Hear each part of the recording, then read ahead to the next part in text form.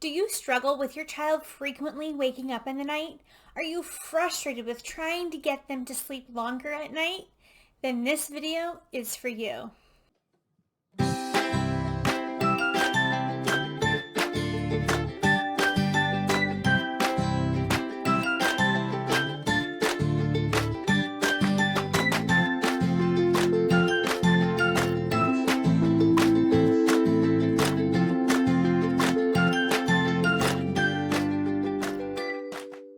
Hello, I'm Haley Hennahan with Littlesleepersanddreamers.com, and I am your pediatric sleep consultant.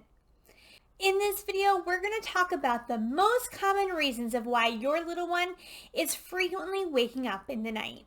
The first thing you want to check is to make sure your little one has their own sleep space. You do not want to be co-sleeping. You want them to have their own bassinet, pack and play, or crib. They need to be in their own sleep space because sleeping together, not only is it not safe, according to AAP, the American Academy of Pediatrics, but also it disturbs everyone's sleep. Being so close together can disturb each other. So you really want to separate and get your own sleep space, especially if your child is older. I hear so many parents talk about how they get elbows in their stomach or feet in the face as they're sleeping with their little ones in their bed, and that's not restful sleep for anyone. So you want to make sure that your child is in his or her own sleep space to get the best sleep possible. The next thing you want to check is light. And there are so many aspects to this one. The first is daylight. You want to make sure that your little one is getting exposed to the sun throughout the day. The best times are to get him or her out in the morning when the sun is rising and in the evening when the sun is going down. This helps their bodies regulate the melatonin and will get them ready for a great night's sleep. So getting that natural sunlight is so very important. Even if you have a little one and you just want to do a walk or two around the block just to get them outside, it is so beneficial. The next is blue light. Now you might not realize, but any kind of screens or devices give off blue light.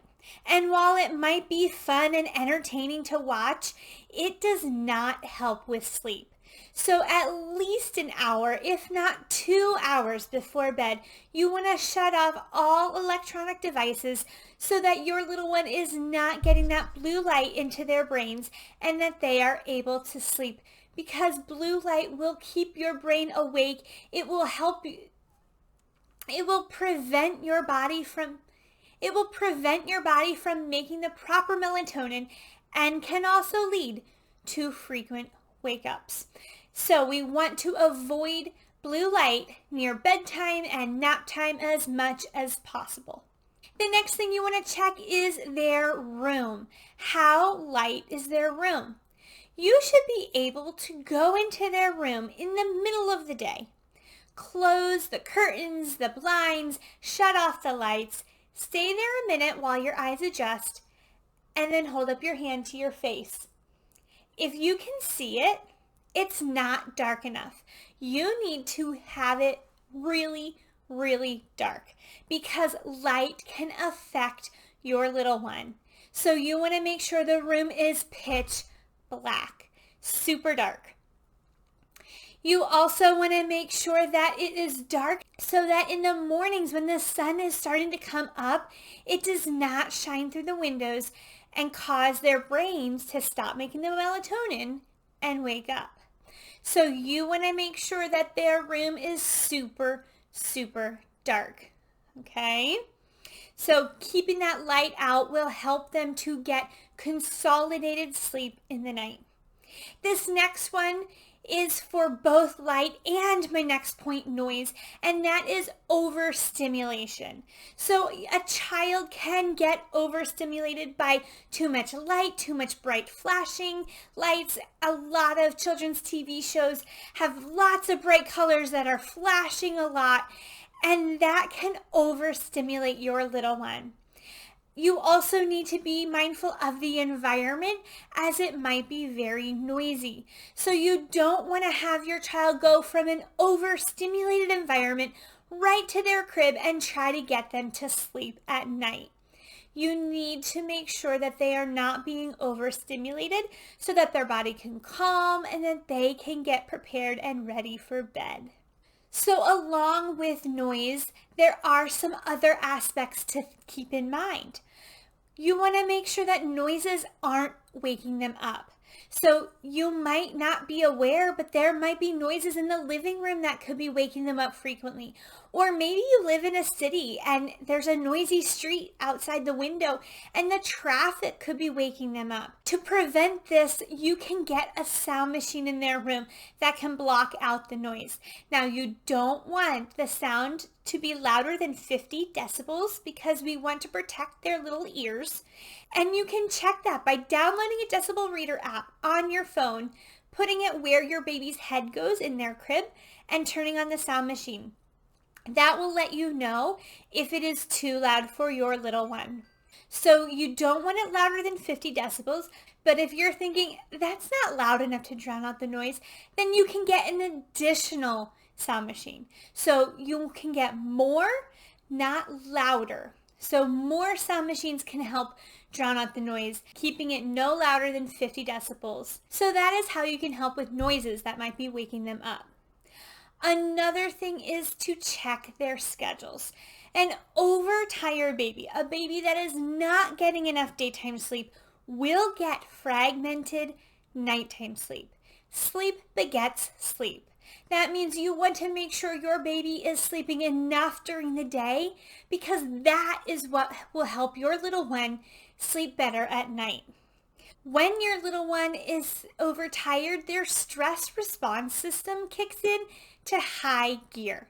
So think of yourself being very tired and then drinking an energy drink or an espresso shot, and then you're all kinds of tired but jittery, and it just isn't gonna work for sleep. That is similar to what happens when your little one is overtired. So you need to really pay attention to their wake windows, their sleepy cues, and to make sure that when they are staying awake too long, that you are getting them down for a nap to get the appropriate amount of daytime sleep. Now, if you aren't sure exactly what that is for your child, I have a free schedule down below. Go ahead and click the link in the description box and you can enter your child's age to get the schedule right for your child. Now, say you don't have an overtired child, you might have an undertired child. An undertired child is one that is getting too much daytime sleep. They are not needing as much sleep as you are offering, and therefore when you put them down, they will sleep for maybe 20-30 minutes and wake up because they don't have enough sleep pressure. They are not needing all of that sleep that you are hoping they will get. So you want to make sure that you are not having an undertired child as well. One of the biggest reasons for frequent wake-ups is sleep props. Sleep props is something that might be overlooked, but it plays a big part into wake-ups. If your child is depending on something to fall asleep, then they will wake up expecting it. So maybe it is something like a pacifier. If your little one has a pacifier to go to sleep and it falls out of their mouth, they're going to wake up looking for it. They're going to want it. They might be too little to not know how to get it back, and then they're going to cry, wake you up, and you're going to have to go either play the pacifier game or find another way to get them back to sleep. So that is why I highly recommend ditching the pacifier after 4 months old. If you would like more information about that, check out this video right here. And you can see why I say it is not good to have a pacifier after 4 months old. Another kind of sleep prop is the association of feeding to sleep. If your little one is nursing or taking a bottle and falling asleep and then you're putting them down, they're going to wake up looking for that food. They're going to want it back. They're going to need that soothing mechanism to get them to go back to sleep. So you might be having them wake up, and if they're only drinking for a couple minutes or a couple ounces and it's not their normal intake of food, they're not eating for nourishment. They're eating to help get themselves back to sleep. And that is something you can work on by only feeding them when they are wide awake. So keeping them wide awake when they eat and then putting them down awake to fall asleep on their own will help break that eat to sleep association. Now, another thing parents do is they might hear their little one in the night, spring out of bed, go over to them, pick them up to soothe them, and their little one might just be making noise. Their little one just might be a noisy sleeper. You might be waking your little one up who isn't actually awake, needing you. So I always tell parents, wait. Give your child time to make sure that they are fully awake and not just making noises, because especially really little babies, little newborns, they are noisy. They are noisy sleepers. And if you go in and get them up before they are actually awake, you could be causing these frequent wake-ups. So make sure you give wait time. Wait at least 5, maybe 10 minutes to make sure that they are really needing you to help get them back to sleep, because chances are they are either not fully awake and just making noises, or they might even be able to get themselves back to sleep and not need your assistance. So give some wait time before you get out of bed and go help them. This can really help them to learn to sleep longer stretches in the night. The last thing I want you to check is it a sleep regression? Check out this video right here about what sleep regressions are, because your little one could be having a sleep regression. If your little one had been sleeping well through the night and all of a sudden they are waking up pretty frequently or a lot more frequently than they used to, they could be having a sleep regression. And with sleep regressions, the best thing to do is to be consistent.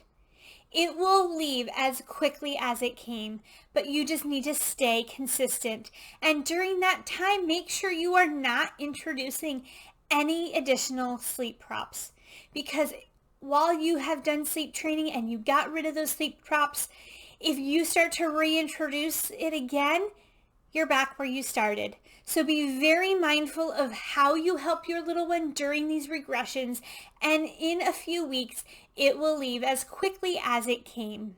If you still need help, you can send me an email at littlesleepersanddreamers.com, and I would love to help you get started on your sleep journey. You also have the option of a free 15-minute phone call where you can get on the phone with me, tell me the issues your little one is dealing with, and I will let you know exactly how I am able to help you get your little one sleeping 11 to 12 hours through the night. If the phone call is something that you would like to do, head over to my website, littlesleepersanddreamers.com, and you will be able to schedule your call today. Go ahead in the comments below, let me know, is your little one waking up frequently in the night? What things have you tried? Have any of these tips helped you get your little one sleeping better? If you like this video, go ahead, give it a thumbs up, hit the subscribe button and the alert bell, as more videos will be coming your way. I'll see you in the next one. Sweet dreams.